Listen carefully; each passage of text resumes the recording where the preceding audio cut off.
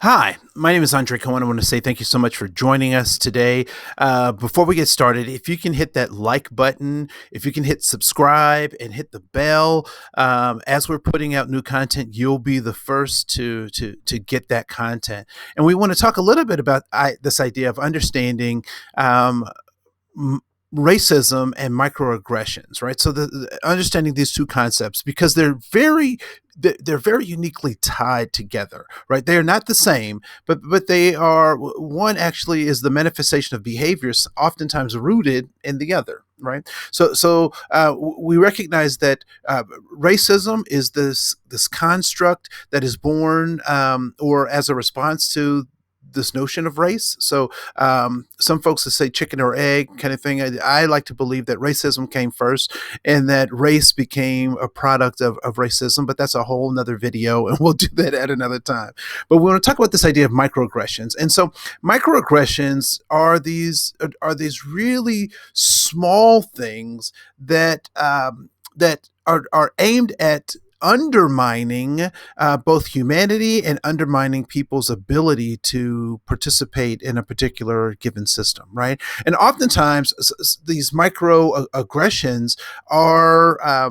When you think about the word micro, small, and you think about these aggressions, the interesting thing is that as they accumulate, they become quite a big problem, right? So this little thing that we thought was just a snide remark or just a joke actually accumulates for the receiver and becomes a serious problem. And oftentimes they're masked in this notion of humor. And I just said that as a joke, or when someone gets caught saying something that is problematic, they go back to, well, you just don't understand my humor and that kind of thing. And so these are the things that kind of undermine. Microaggressions are also rooted in this notion that you are an other, right? So my questions, my behaviors are to remind you that you are an other, and and so this question of can I touch your hair, blah blah blah. Now, here's the interesting part. So some people will say, well, I'm just trying to learn about somebody, or I've never experienced this kind of person before. And so what I would suggest that you do in these particular situations where, you're trying to reach out and develop these relationships, do some of your own homework before you engage in these processes. Because, I used to have dreads, and it was interesting. They were relatively long, about down to my waist. And so I'd be in social situations at the grocery store, waiting for something, and I would feel a tug on my hair, and someone is grabbing my hair. Now, I oftentimes flip that story, and what if there was a body part that someone else had that I was interested in or curious about, and I just grabbed that body part, right? We would certainly have a different conversation than that. And so recognize that oftentimes even those accentuating those differences actually create something that is aggressive or maybe received as aggressive, right? So how do you do your own homework?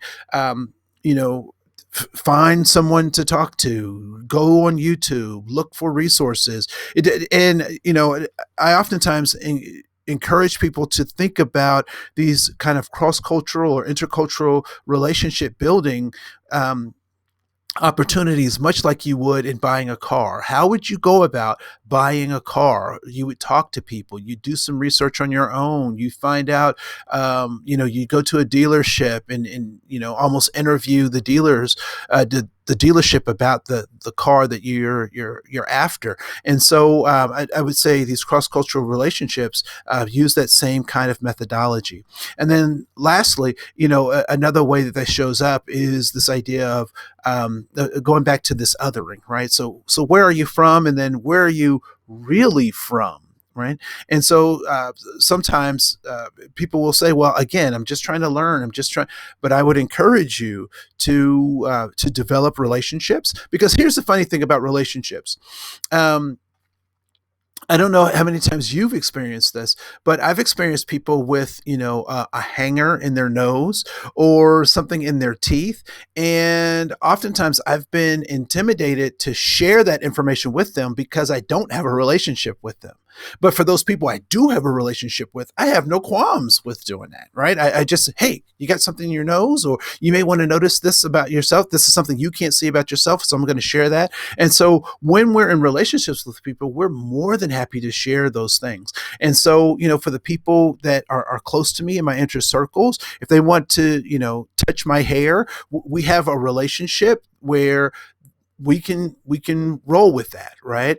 And so they know not only where I'm from, but they know where I'm really from. And so when we think about those concepts, I think it's important to take these into consideration as well as we talk about racism and microaggressions.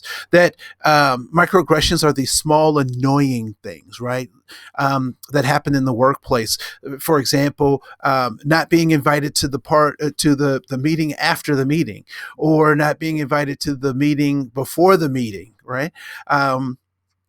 And to recognize that when you see people responding to microaggressions, that these are accumulations of things, not just a one-time incident.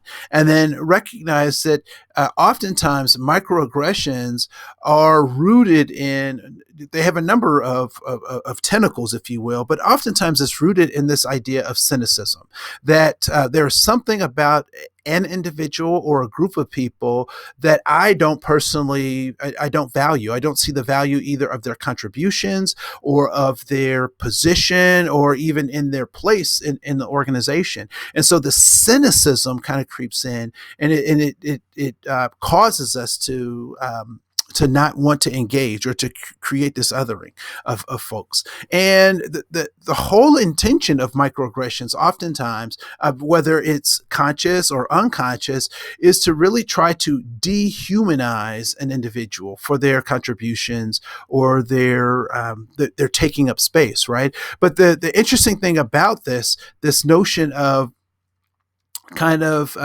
devaluing or trying to dehumanize folks is that folks can never be less than what they are, right? So I can never be less than human, even if I don't get treated as if I am human.